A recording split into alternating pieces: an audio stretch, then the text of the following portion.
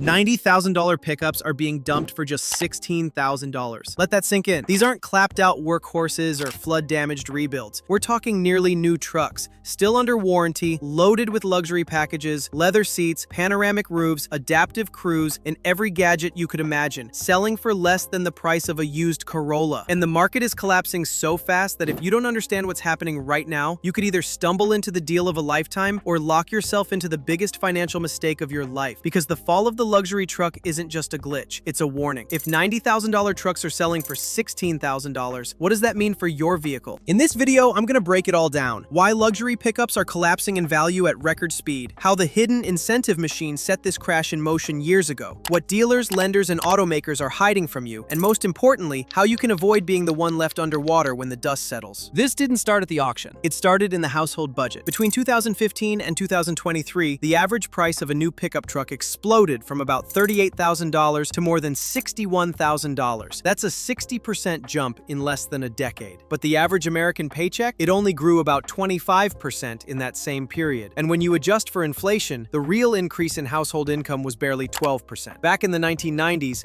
a full-size pickup cost about half of what a typical family made in a year. By 2022, that same truck devoured nearly an entire year's income, about 95% of what the average American household earned. That's unsustainable math. Monthly payments told the same story. In 2015, a new truck set you back around $450 a month. By 2022, that ballooned to $900, sometimes $1,100 depending on trim and loan terms. 7-year financing became the norm, not the exception. Families weren't just buying trucks, they were mortgaging them, and every extra dollar in loan balance pushed the bubble higher. When incomes rise slowly, but vehicle prices rise at double the pace, the math stops working. Buyers get squeezed, demand gets fragile, and the smallest shock, rising interest rates, a slowdown in credit approvals, becomes enough to snap the entire system. Automakers didn't stumble into this, they engineered it. Instead of focusing on affordable, work-ready pickups, Detroit leaned hard into luxury. Ford rolled out the King Ranch and Platinum trims. GM pushed Denali. Ram launched Tungsten and Limited. Each was pitched as more than a truck. They were rolling status symbols, designed to rival luxury sedans and SUVs, complete with heated massaging seats,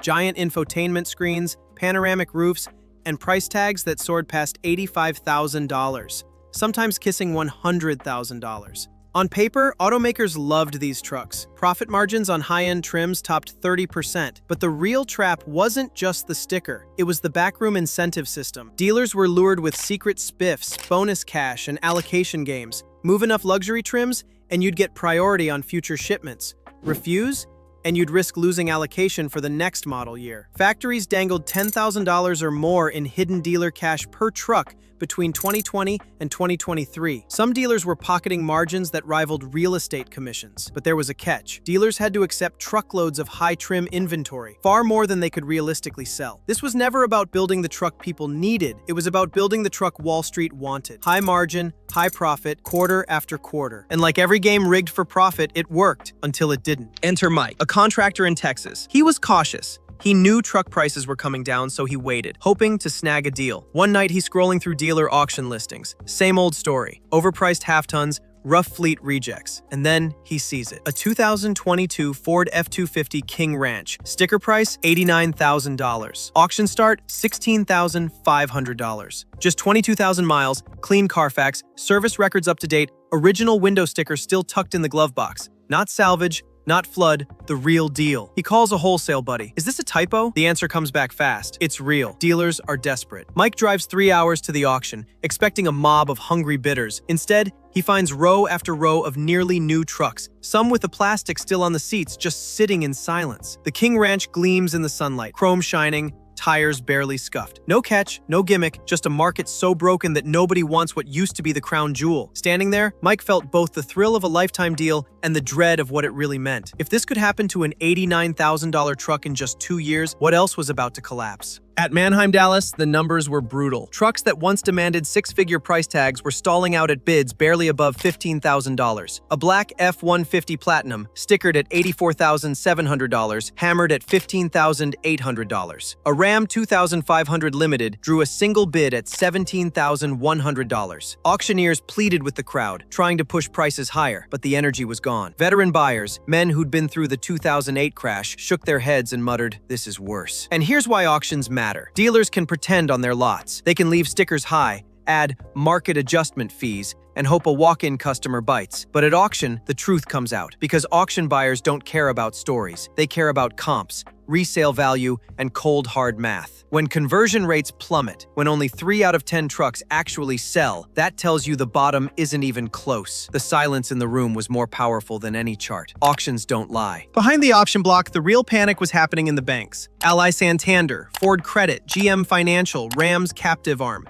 Internal memos warned of dramatic collateral risk on high-trim pickups. Here's why. A $90,000 truck on a dealer lot racks up $16 to $18 a day in carrying costs, interest, insurance, taxes. Hold just 20 of these trucks and you're burning more than $10,000 a month before a single sale. Hold them 8 months, you're staring at $70,000 in costs on vehicles that are dropping thousands in value every week. Risk officers started making calls at dawn. Pay down your floor plan or we freeze your line. Some dealers watched their credit vanish overnight. Auditors were dispatched to lots, counting trucks, making sure nothing was missing. One dealer described it like being hunted by your own bank. The message was clear. Liquidate at any cost. Dump inventory, take the loss, keep your credit line alive another month, because if you didn't, you'd be out of the game entirely. While dealers panicked at auctions, repo agents were rolling out before dawn. From Houston to Daytona, tow trucks hunted King Ranches, Denalis, and Platinums. Trucks that were the pride of the block just a year ago now disappeared overnight, hooked and dragged to impound lots. These weren't old work trucks. Many still had warranties. Some had under 20,000 miles. But the owners, they were drowning. A nurse in Missouri who bought an $89,000 Denali in 2022 still owed more than $70,000. The dealer offered her $18,000 on trade. Negative equity, $50,000. Or Marcus, a plumber in Florida. His 2023 F-150 Platinum was stolen. The insurance payout, $16,700 based on recent auction comps. But his loan balance was $56,000. He lost the truck and was left with a $40,000 debt hole. This is the silent wreckage of the collapse. Families who believed the marketing, investment-grade pickups, hold their value, smart money, are now bankrupt,